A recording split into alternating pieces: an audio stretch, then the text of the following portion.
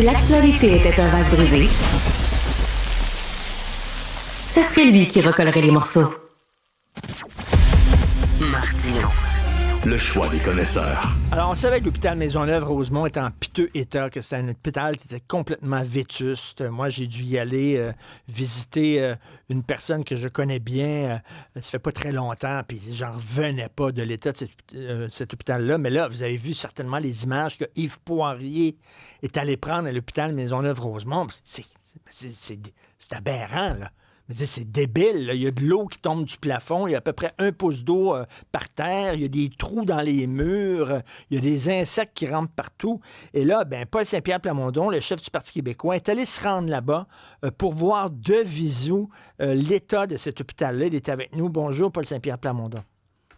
Bonjour. Alors, on savait que c'était un hôpital qui était pas là, le plus neuf au monde, là, mais quand même, j'imagine que vous avez été, vous, comme nous tous, assez perturbés par les images d'Yves Poirier. Là. Je ne sais pas si tu as déjà vu, Richard, le film de Lars von Trier qui s'appelle Riet. Je pense que la traduction en français, c'est Le Royaume. Oui. Qui a lieu dans un hôpital déprimant et tout le monde devient déprimé. Et il y a même des fantômes, là. C'est très, très sombre dans la tradition du cinéma scandinave. Il y a quelque chose de vraiment... Aujourd'hui, j'ai vu, il y avait un ascenseur qui ne fonctionnait pas, ce qui veut dire qu'il y a des patients qui peuvent rester pris dans les ascenseurs parce que c'est souvent le cas. Ça peut devenir une question de vie ou de mort. J'ai vu des salles où il y avait beaucoup trop de personnes, beaucoup trop de patients, puis qu'il n'y avait pas d'air parce que la ventilation ne fonctionne pas, puis on le sent, on le ressent.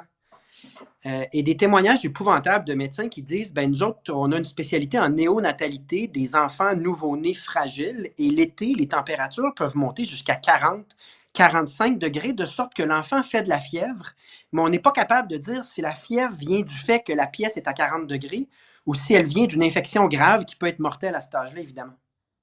C'est tous des témoignages qui n'ont aucun sens. Et contrairement au film de Lars von Trier, je salue le fait que les employés, donc médecins, infirmières, tout le personnel, ce sont des gens très dédiés avec le moral. Mais il est arrivé une commotion ou une brisure parce que Christian Dubé a bel et bien annoncé en grande pompe et avec beaucoup, beaucoup d'enflure verbale le fait que ça démarrait. Et moi, j'ai vérifié, là, toutes les sources me disent que le projet est bel et bien prêt à 100%, donc on peut procéder à l'étape 1.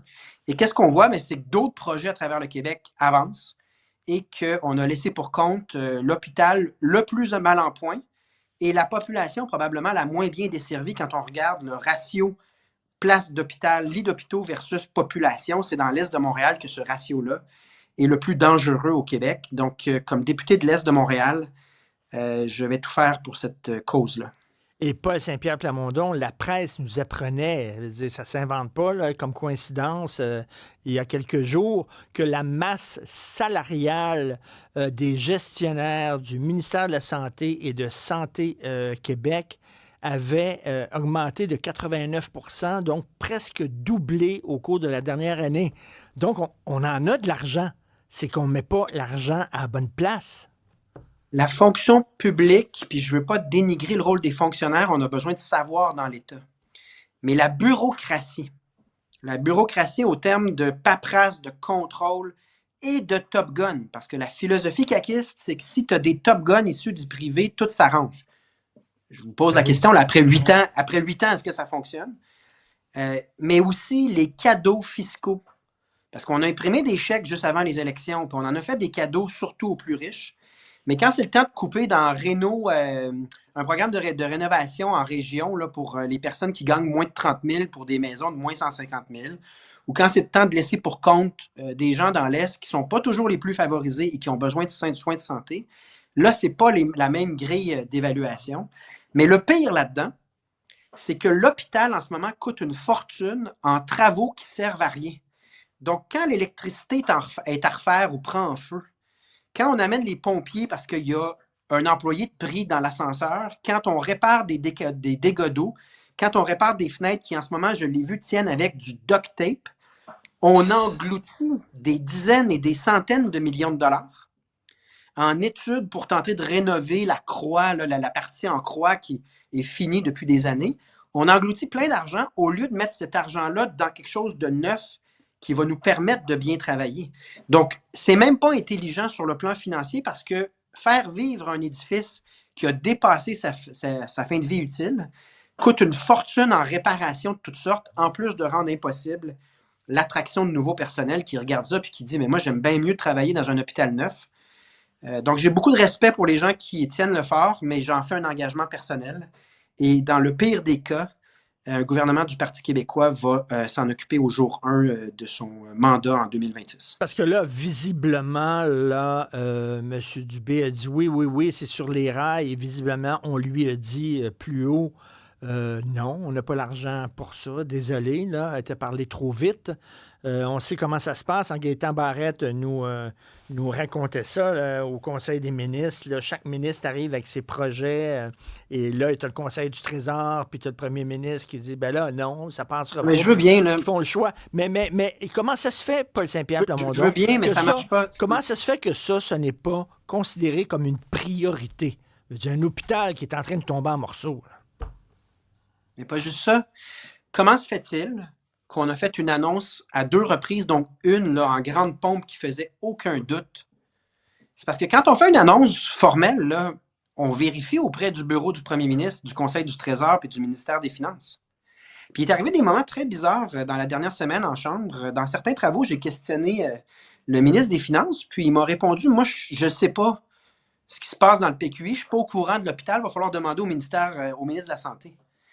Comme si le ministre des Finances s'informait pas de ce qui rentrait ou pas, puis ce qui avançait ou pas dans le PQI. Le PQI, là, c'est la liste des projets d'infrastructure que le gouvernement, en principe, a confirmé.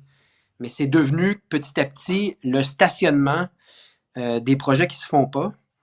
Donc, c'est plus grave parce que vraiment, on s'est commis du côté du gouvernement. Donc, forcément, on y avait pensé, mais ça renforce également ce qu'on connaît de la CAQ, là, c'est-à-dire les choses sont faites sur un coin de table. Puis si la CAQ vous dit quelque chose, parce que dans l'Est de Montréal, un dossier très similaire, c'est le fameux REM de l'Est, là, qui est devenu le transport structurant, là, mais on aura perdu 8 ans. Là. Essentiellement, il ne s'est rien fait. Puis, peu importe l'annonce, se pose toujours la question, que vaut cette annonce-là? Puisqu'on sait que c'est peut-être l'inverse dans quelques mois. La différence dans l'hôpital, c'est que vraiment la vie des gens, la santé des gens est en danger parce que la qualité de l'air, la qualité de l'eau, tout est en train de se détériorer. Puis un hôpital, c'est fait pour être 100% sécurisé, 100% propre et fonctionnel. Et ça ne peut pas être le cas là, de ce que j'ai vu. Paul Saint-Pierre Plamondon, on sait des fois comment fonctionne la politique. On privilégie les infrastructures dans des comtés qui sont soit sûrs ou qu'on veut gagner, on a des chances de gagner. Puis finalement, c'est la politique qui remporte sur le bien-être et les besoins des gens. J'espère que c'est pas ça dans le cas de Maisonneuve-Rosemont, qu'on a dit de toute façon, c'est perdu d'avance ou ça donne rien d'essayer d'avoir des votes dans ce comté-là. J'espère que ça ne joue pas dans cette décision-là. Quel autre facteur rentrerait en ligne de compte sur la base des réponses qu'on a obtenues? Parce que c'est pas comme si on a obtenu des réponses convaincantes sur le pourquoi du retrait ou du non-avancement de ce projet-là. Les 2 critères qui devraient guider là, un gouvernement, c'est quel est le niveau de désuétude de l'infrastructure? Ça s'évalue objectivement.